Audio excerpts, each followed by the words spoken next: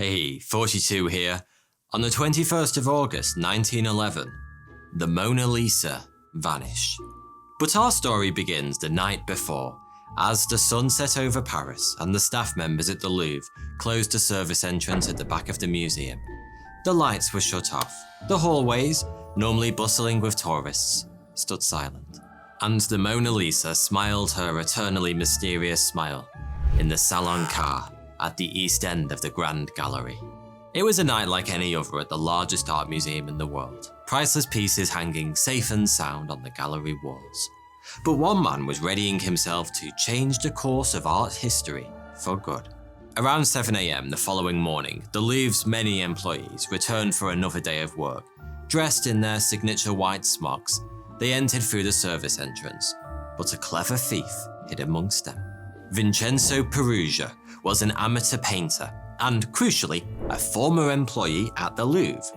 He knew the work patterns at the museum inside out, and that morning, he blended seamlessly into the crowd of employees before slinking away and creeping down the museum's long hallways until he reached the Salon Car, where he set his sights on the Mona Lisa. His plan was simple: steal one of the world's greatest works of art and walk right out of the front door. It was laughably naive, even stupid, but if history has taught us anything, it's that stupid ideas work out a lot more often than they should. Just look at Crocs. The Salon Car, where the Mona Lisa sat on display, was one of the busiest rooms in the Louvre. From the 1840s to the early 1900s, it housed the most iconic masterpieces from Italian Renaissance artists like Fra Angelico, Leonardo da Vinci, Raphael, and Correggio. As one of the most popular areas in the whole museum, the Salon Car was typically packed with art lovers, but on the day in question, the Louvre was closed to the public. Even so, there were plenty of staff lurking around the place, and Perugia had to wait patiently for an opportunity, making himself look busy until he was finally alone. This is where he set into motion his intricate, carefully conceived, and brilliant plan. He grabbed the Mona Lisa from where it hung on the wall and legged it. Perhaps thanks to his knowledge of the building, Perugia somehow managed to escape without being spotted, and minutes later, he disappeared into the streets of Paris, a priceless work of art tucked jauntily under one arm. In what was surely a damning indictment of the truly shoddy security measures in place at the Louvre at the time, it was a full 2 days before anyone reported the painting as missing, at which point the police began a frantic search for the Mona Lisa, but to no avail. They simply had no idea who had carried out the crime or how. At one point, their prime suspect was none other than Pablo Picasso, who was known to harbour a certain disdain for the stuffy traditionalist approach of the Louvre. But he was soon released when the police remembered something quite important. They had absolutely no evidence linking him to the crime. Perugia may not have been a criminal mastermind, but he was smart enough to lay low for a while after the theft. In fact, it was a good 2 years before he made his move, when, true to form, he came up with the genius idea of selling what had become the world's most famous painting to an art dealer in Florence. The dealer immediately reported Perugia to the police, and he was promptly arrested and imprisoned for his crime, serving only 6 months of his year-long sentence behind bars. To some, Perugia was hailed as something of a hero, a patriot who'd brought a masterpiece back home. Others were less charitable in their assessment, seeing him as a desperate thief with a chip on his shoulder. Either way, Perugia is just one of many people who have managed to successfully steal some of the world's most coveted and valuable works of art. And you can steal some of the world's most valuable and coveted knowledge with the enormous range of world-class courses available at the Great Courses Plus, who have kindly sponsored today's video. I absolutely love the Great Courses Plus. I use it every single week. They're incredible courses on every topic you can imagine, from history to physics to cooking, have inspired a huge number of my videos, really. Every one of their 11,000 plus top-notch courses is delivered by a leader in their field, from Ivy League professors to experts from National Geographic, the Smithsonian, and the Culinary Institute of America. Whether you want to learn history, maths, or science, or you just want to play chess well or become a better photographer, I can confidently tell you that there will be a course that will do exactly that for you. Have you ever found yourself looking at some of the world's finest artwork in galleries and thinking, I have no idea what any of that means? Then you need to watch A History of European Art. Art historian William Kloss takes you on a journey through the deep and rich history of European art. He tells you why each style and piece is important and how it changed the course of history. It's an absolute must-watch, if you ask me. The Great Courses Plus is giving my viewers the great offer of a free trial. You can help to support my channel by checking it out via the link in the description. On the 2nd of February 1994, two men broke into the National Art Museum in Oslo, Norway. The country was swept up at the time in the 1994 Winter Olympics.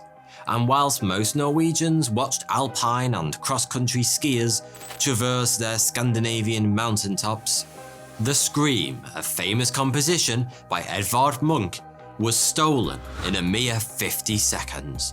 The heist went so smoothly, in fact, the robbers even had time to stop and write a note to the museum staff, which read, "1,000 thanks for the bad security." I think that's what's called rubbing salt into a wound. But as my mother always used to say, pride comes before a fall, or, in this case, being a cocky little shit after stealing a national treasure comes before going to jail. The Scream was recovered 3 months later, and the men responsible were eventually incarcerated. But of all the art heists in history, perhaps the most theatrical took place on the 22nd of December, 2000. This robbery was an Ocean's heist, a James Bond film, and a Fast and the Furious feature all wrapped into one, and it took place at the National Museum of Fine Arts in Stockholm, where thieves targeted a portrait by Rembrandt and 2 small paintings by Renoir. Together, the 3 paintings were valued at around $35 million. The thieves raided the museum with pistols and a submachine gun, holding the guards at gunpoint whilst they ripped paintings off the walls. Across the city, they exploded multiple vehicles to draw police away from the scene of the crime. And just in case that didn't work, they threw nails onto the road outside the museum to puncture the tires of police vehicles. And the cherry on top, these absolute badasses made their great escape in a getaway speedboat. They may have been criminals, but goddamn did they have style. Despite the elaborate heist, these thieves didn't fare much better than the rest. The stolen paintings were recovered within 5 years, with the men responsible thrown behind bars. Safe to say, it wasn't the Hollywood ending they were hoping for. When we examine these notorious robberies, we start to see a few patterns. First, the average heist is exceptionally fast, between 5 and 10 minutes in total. Some, like the 1994 heist in Norway, took less than a minute. The faster you go, the better, despite what your girlfriend keeps telling you. These robberies also all took place in broad daylight. At night, museums lock their doors and close the vaults. They turn on security cameras, motion detectors, and burglar alarms. But during the day, the doors stay open and the sensors stay off. Yes, the museum's halls may be crowded with people, but if our Italian friend Perugia taught us anything, it's that people can be deceived. Motion sensors? Not so much. We can also see patterns in the aftermath of each crime.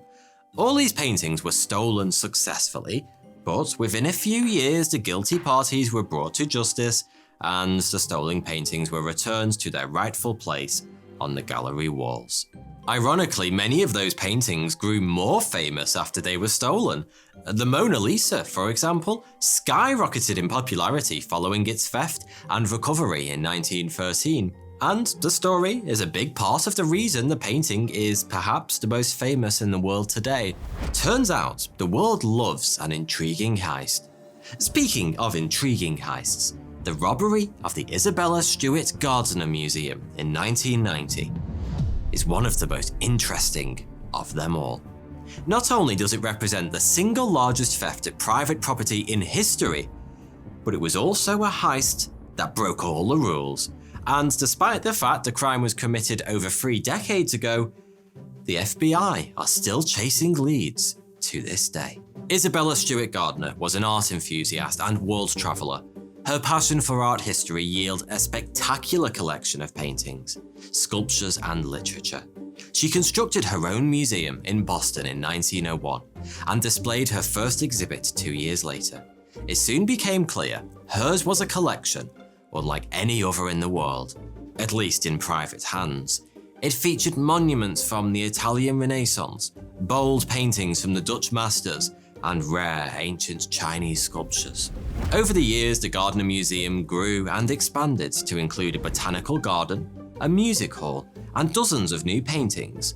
But on the 18th of March, 1990, tragedy struck.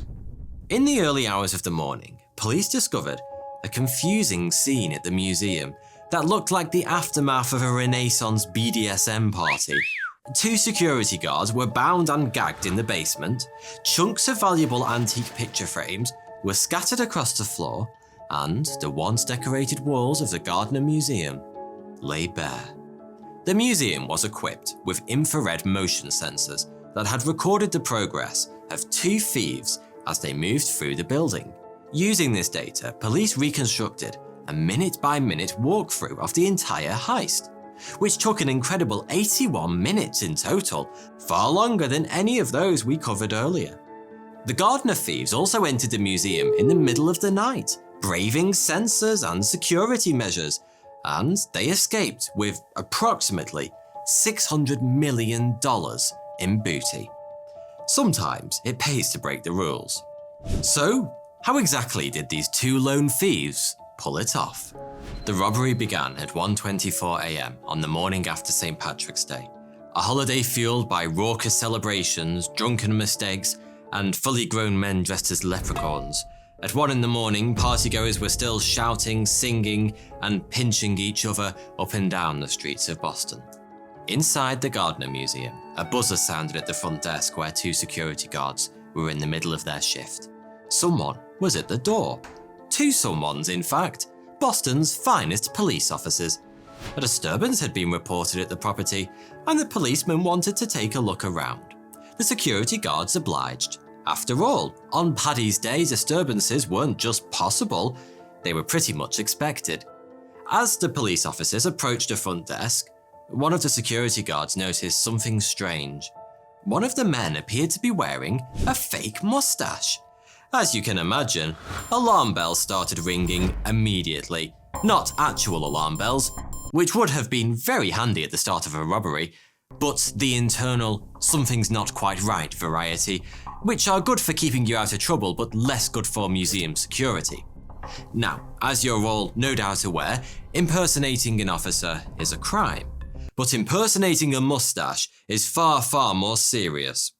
Unfortunately, before the security guard had a chance to shoot the imposter dead on the spot, the police officers struck, subduing the guards, blindfolding and gagging them before bundling them into the basement, where they were handcuffed to metal pipes. At 1:48 a.m, the thieves crept into the galleries of the Gardner Museum. Their first stop was the Dutch Room, one of the most famous galleries in the building, and home to the works of masters like Rembrandt and Vermeer, whose paintings sell for millions at auction.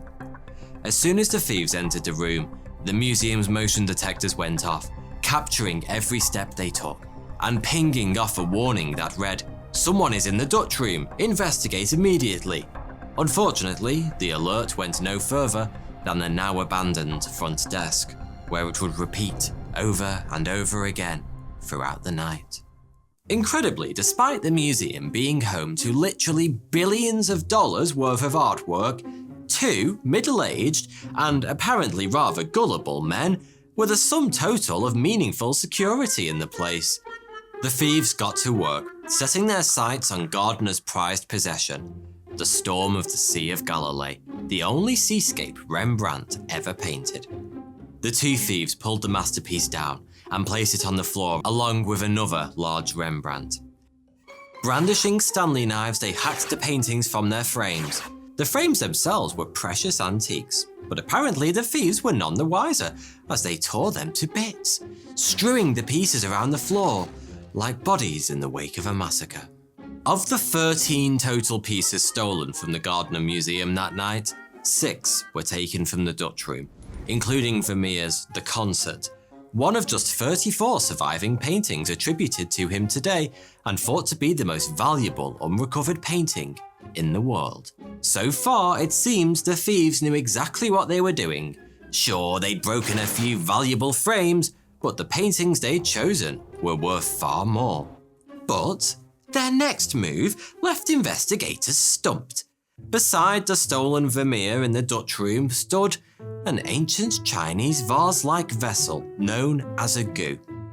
Unlike the canvases lining the walls, this old pot was not especially valuable, yet, for some reason, the thieves were determined to have it. That's like walking into an open bank vault, ignoring the piles of bills and instead struggling with a handful of pennies. From here on in, their actions only became stranger. Having spent a good 20 minutes bumbling around the Dutch room, that's basically a lifetime in heist years, the thieves took the time to loosen dozens of tiny screws, protecting a series of small prints in one corner. Remember that we're smack in the middle of a dangerous heist here, and the police could show up at any moment. Yet, the two men busted out the Christmas cracker-sized screwdrivers and went to town, whilst far more valuable work stood unmolested elsewhere in the museum. All this DIY seems to have proved rather distracting, because the thieves managed to forget all about the multi-million-dollar Rembrandt they'd left lying face down on the floor, which was eventually found by museum staff the following day. In all, the thieves spent a casual 40 minutes in the Dutch room, stealing things seemingly at random.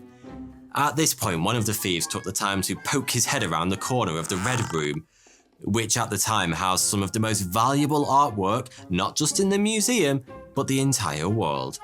Any robber worth his salt would have filled his boot and bagged himself some swag, but this guy just looked around for a minute or two like a tourist in the Louvre, then left without touching a thing. Instead, he ambled down to the short gallery and nabbed himself 5 small sketches by French impressionist Degas, then went after an historic flag, the Imperial Guard of the Emperor Napoleon.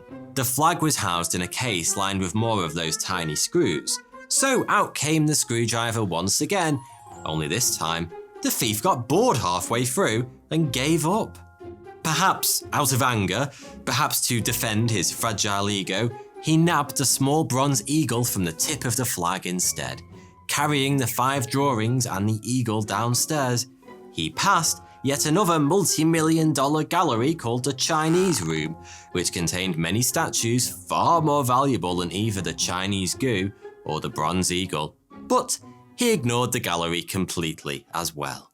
At 2:45 a.m, the two thieves had met back up again and began to pack their getaway car, which was parked near the museum's employee entrance. They stashed 10 paintings and 2 statues into the boot.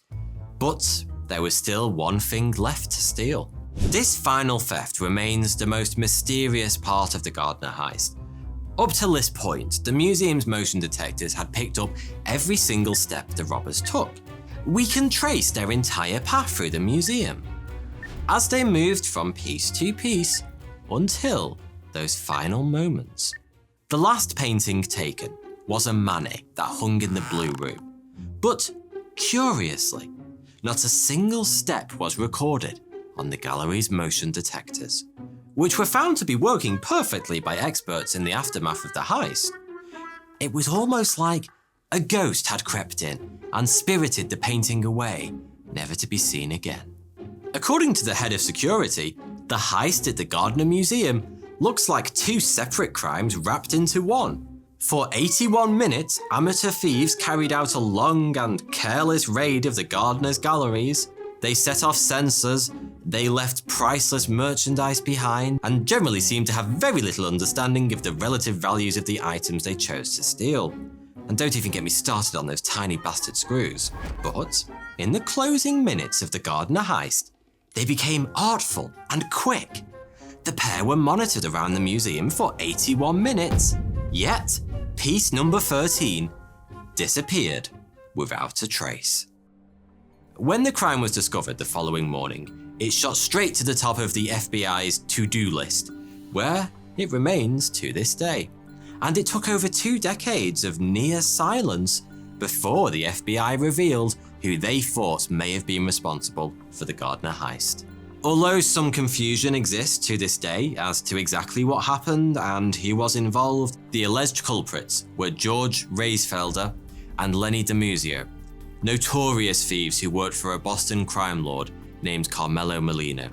Molino was an underboss in the New England Mafia with a long career of art heists and robberies under his belt. But Molino, Reisfelder, and DiMuzio were never convicted for their crimes, since the latter two had died within a year of the heist, and Molino was already behind bars when he was identified as a suspect, serving 47 years for a different crime.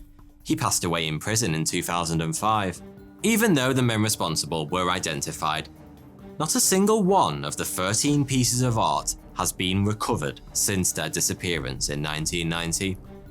According to FBI investigator Jeff Kelly, a few works may have been spotted over the years, and there were rumors of an attempted sale of Gardner paintings in Philadelphia in 2000, but the paintings themselves were never found. Today, eerie symbols of those missing works scar the walls of the Gardner Museum. A haunting collection of empty, damaged frames still hang where the paintings once did.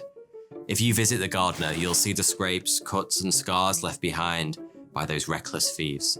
You'll hear stories told by curators and tour guides about the infamous robbery, and you'll read their plea alongside a $10 million reward for any information that may lead to the recovery of Gardner's treasured collection. Will the 13 missing masterpieces ever find their way back to the Gardner Museum? Only time will tell. Thanks for watching.